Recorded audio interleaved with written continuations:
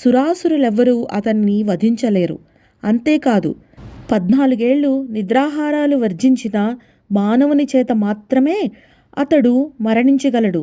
అందుకు తగినవాడు మన లక్ష్మణుడు మాత్రమే అని వివరించాడు. మరుక్షణం రాముడి అనుమతి పొంది లక్ష్మణ హనుమలు విభీషణుడి వెంట నికుంభులకి చేరుకున్నారు. నికుంభులలో రహస్య భూగృహంలో అగ్నిహావనం దీక్షతో చేస్తున్న మేఘనాథుడు రాక్షస సేనల హాహాకారాలు, వానరమూకల రణగుణధ్వలు విని దీక్ష భగ్నం కాగా అసంపూర్తిగా అగ్నిహావనాన్ని వదిలేసి యుద్ధానికి వచ్చాడు. లక్ష్మణ మేఘనాథుల మధ్య భీకర సమరం జరిగింది.